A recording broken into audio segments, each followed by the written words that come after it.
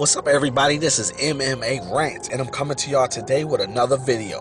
But before I get started, I want to say thank you to all the subscribers. Thanks to everybody that's been listening to my videos, everybody that's been sharing my videos as well.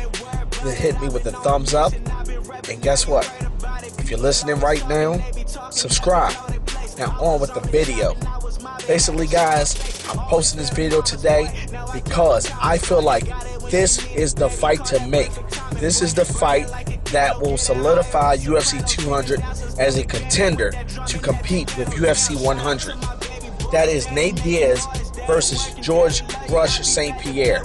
This is the fight to make, guys. I'm going to break down a couple of other fights that I felt like were close or similar that maybe could have done well. But all likelihood, I don't feel like these fights would happen. And here I'm going to go. I'm going to start with my first fight. Okay. Carlos Condit versus Robbie Lawler. And I feel like that would be a good fight to make for UFC 200. But it wouldn't make UFC 200 box office. Because these two have already just fought. Even though the fight was close between Robbie Lawler and Carlos Condit, there's not been a big buzz about anybody really wanting to see that rematch right away, let alone, period, Now, does Carlos Condit deserve a rematch against Robbie Lawler? Sure. But at UFC 200, is that going to be our main event? No, I don't really believe so. Now, I want to apologize on here, y'all. Y'all hear me coughing and things like that. But damn, I'm sick. And damn, I'm trying to get better. And guess what? I am going to get better. But in the meantime, I'm going to continue to post these MMA rant videos because I got to talk to y'all about how I feel about what's going on in the UFC. So anyway, let me finish, okay? That would be a good fight, but all likelihood is that being the main event, I doubt it, Then, Ronda Rousey versus Holly Holm. Okay, now, I can sit here and say, okay, these are two people that's going to fight in the main event and doesn't have a belt.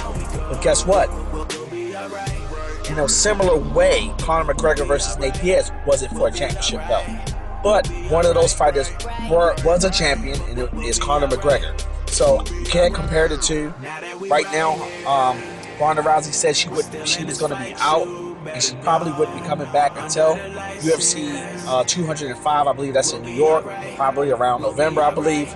So for her to come back right now and fight somebody highly dangerous that has beaten her before, and if Ronda Rousey was to come back at UFC 200 and lose to Holly Holm, her luster of popularity would drop tremendously. And who the hell would she fight at UFC 205 at that point? So they're going to save that fight probably for UFC 205. If not, Ronda Rousey against Miesha Tate. If Miesha Tate still has the belt. So, but we'll see. But all likelihood of that fight being the main event, I doubt it. Okay? So then, let's see, you got Jon Jones. Jon Jones been on the record saying, hey, I want to come back and fight again at UFC 200. I wouldn't mind saving that pay-per-view as well as what he just did for UFC 197. But, Grasshopper, slow down. You still got to fight OSP at UFC 197, buddy. And we don't know how you're going to come out of that fight. And then also, Jon Jones, if you fight right now, and then turn around and fight at UFC 200, you're trying to tell me that you're going to be in enough shape and condition to fight at UFC 205? And also already, there's already been talks and speculations, and even with Jon Jones and Daniel Cormier, about them two fighting at UFC 205. So it's not going to happen at UFC 200, okay?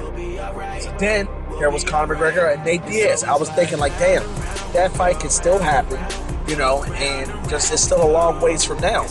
That fight could be the best fight to make for that, and it should be. But damn, Conor, you keep going on social media, burying yourself. Keep digging the hole deeper and deeper for your grave, man. The UFC being the brand that it is, man, you're making it tough for yourself. What does it look like when you talking all that shit on social media about the UFC and how they're handling business with you for them to finally turn around and give you what you want? It's going to be kind of hard for you to get what you want.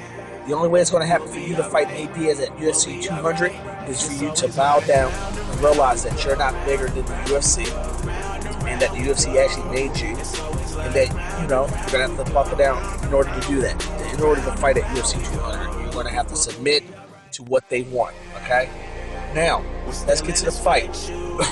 the fight that I feel like is going to be the only fight that will save UFC 200 and make it a top contender to compete against UFC 100. And that is Nate Diaz against George St. Pierre. Now, I'm going to tell y'all right now, George St. Pierre was sitting at UFC 196. Everybody was speculating that if Conor won that fight, he was going to call out GSP. Now, I'm going to tell y'all a little nugget right here. George St. Pierre might have been spectating both of those guys, Nate Diaz and Conor McGregor, you know? And it's been on the record that Nate Diaz, as of lately, been having some shit to say about George St. Pierre. So it's kind of, if you look around on social media, you know, interviews and places like that, you'll see that there's some tension going between these two. The UFC has been talking to George St. Pierre a lot anyway of coming back. George St. Pierre has been talking about coming back. George St. Pierre was at a Raptors game. Told that commentator at the Raptors game, hey, guess what? I can't tell you everything. So, with that being said, I really feel like the UFC now with Conor McGregor out of this UFC 200 event. And it's funny that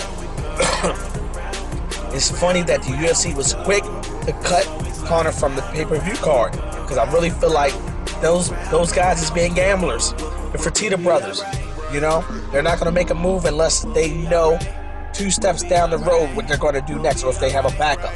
And I feel like they've been talking to George St. Pierre. I believe that he actually has agreed to come back. And I believe, like I said, that's why they went on and cut Conor McGregor so quick, you know. So I feel like with George St. Pierre, and this is me just speculating, okay? I believe George St. Pierre is coming back. I believe with them keeping Nate Diaz as the main event, I feel like this will be the fight that's going to happen, you know. And I'm going to tell you this, it's going to be a pretty damn good fight because, you know, they're going to throw out there, hey, George St. Pierre already beat Nate Diaz's big brother Nick, and now Nate Diaz is coming for revenge. And guess what? Also, Nate Diaz has been on the record talking to Chael Sonnen. And he was kind of feeling disrespected that the UFC brought GSP in to spectate Conor McGregor, and that when Conor McGregor beat Nate Diaz said this, hey, those motherfuckers thought that Conor was going to beat me, and then he was going to call out GSP. Well, guess what, motherfuckers? I blew that shit up in y'all faces. And guess what? Like George St. Pierre and Nate Diaz both said, hey, I'm only fighting for money fights here. I'm not fighting for no belts. They're not worried about no belts. It's the money fights they want. Y'all hit me up in the description. Let me know what y'all think about this fight possibly happening. Let me know who y'all feel like would be the best fight to make for UFC 200. Subscribe, and until next time, y'all, peace.